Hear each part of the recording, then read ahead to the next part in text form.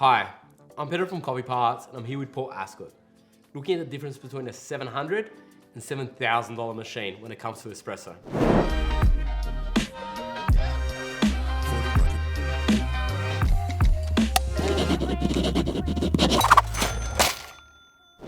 Paul, we've actually had you on the channel a few times, so we've done a cool few videos with you. So to look at some of the other videos with Paul, click here and you'll see a whole bunch of videos we've done on everything from what is pressure profiling to why you need water filtration and 5 tips to espresso. But today, we're looking at two vastly different machines. But before that, I want to give a quick 30-second bio on who you are in coffee. Yeah, sure. I've been in coffee for 21 years. I've spent a lot of that time as a trainer, teaching baristas, nuances into making really good coffee. I love making coffee at home as well. I've got a pretty awesome machine set up as well. And it's really fun to put coffee machines like this to the test and prove that you don't necessarily need to spend $7,000 to get a really great espresso. So these two machines are vastly different. Now, the Gaggia Classic is around about $700 Australian dollars, and the Prima One is around just over 7,000, around the 7,300 Australian dollars. So a big difference in price, or 10 times the price to be fair. But we're gonna do espresso with both machines, running the same grinder and the same set of tools to see what the differences are with these machines. So obviously, different price points for different people, but really, what we wanted to see is, can a $700 machine make a coffee that's good? Should we dive straight into it and do some coffees out of the Gaggia? Yeah, absolutely. So if we stick to some of the things that we've spoken about in previous videos and keep the variables really tight, we shouldn't see a big difference. Just remember, this is a vibrating pump machine, dual purpose boiler, so it's only got one boiler. And this is a rotary pump machine, so a commercial pump, same as what you'd have in a cafe, with 2 boilers. In this case, it's actually an integrated boiler in the group head. They're running Neo technology, but it's just really big polar apart. PID controlled little thermostats. Like, everything about these machines is yin and yang. Obviously, difference in size. Absolutely. Similarities, they both run water and they both plug into 10 amp power. So let's start by running it on the Gaggia.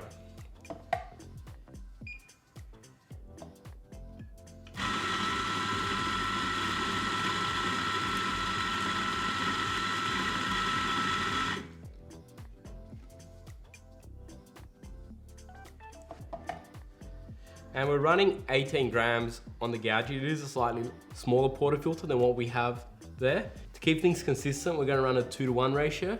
So with the Gaggia, we're gonna run 18 grams in, around 36 grams out, and we're gonna be running 20. So it's not 100% equal comparison, but I'll let you take over from here. Sure. So first things first, we're gonna get rid of the clumps with this WDT tool. Now that stops from water traveling through the coffee and creating channeling. We're using a distributor to make sure the density of the coffee is nice and even through the basket.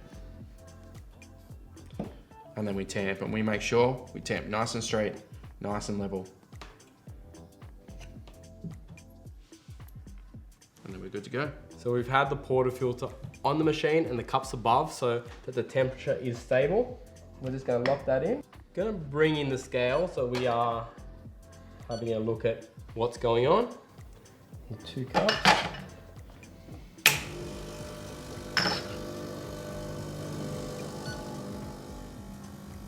The flow of espresso looks really nice. So it's just proof when you've got everything right, it should look good.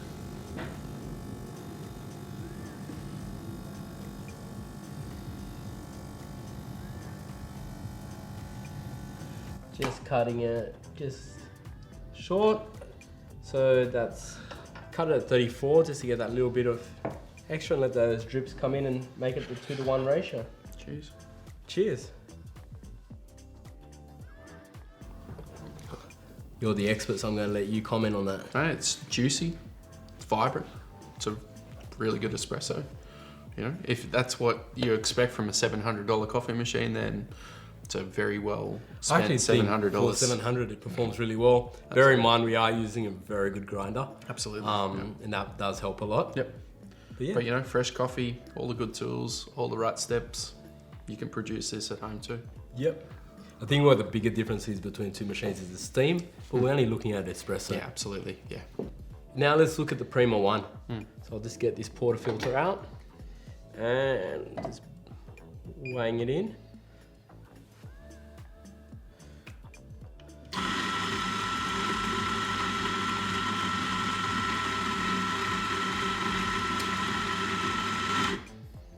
So in this case, we're running a slightly larger basket, so we're actually aiming for 20 grams.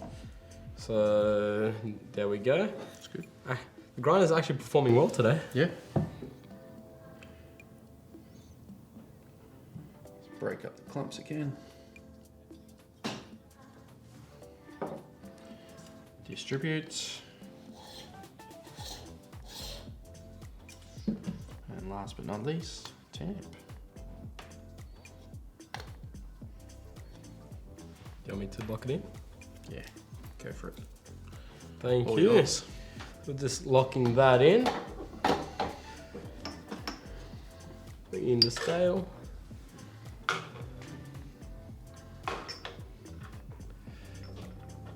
So in this case, we're aiming for 40 grams to keep to the same ratio.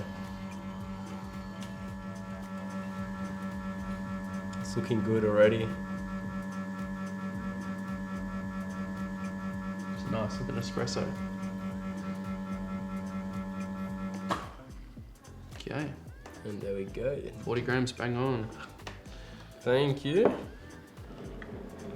Now 10 times the price, we expect 10 times the result. Well, 10 times the result would expect it Miracles. to, you know, blow my socks off. So let's go. It is nice though. It is nice. You know, there is an extra level of clarity and flavor, an extra level of vibrancy. You know, to the educated palate, you could probably see the difference between the two machines here.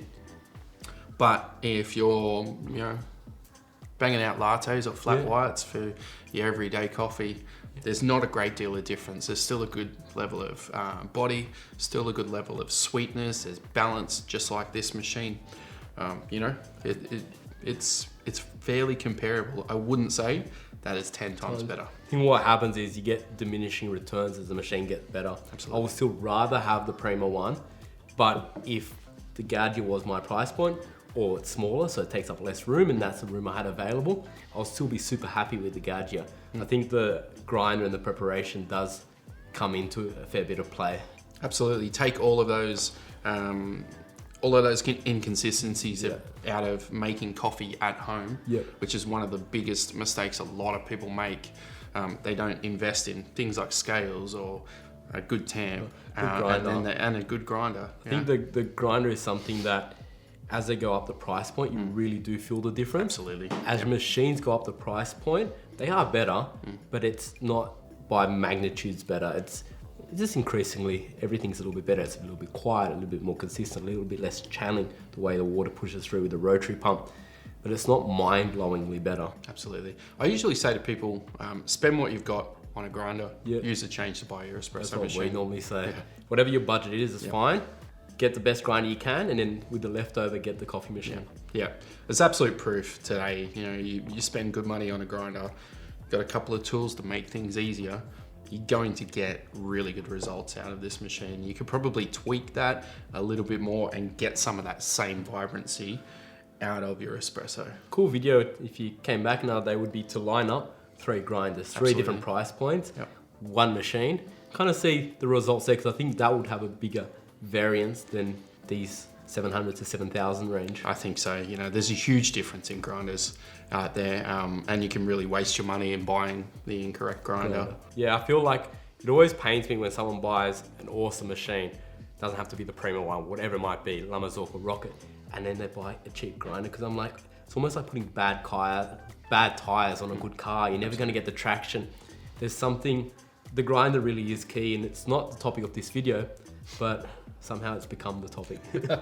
Absolutely. And last thing on the grinder, I think you should say is having a grinder is definitely better than not having a grinder. If you're getting your coffee pre-ground, then your next step is a grinder.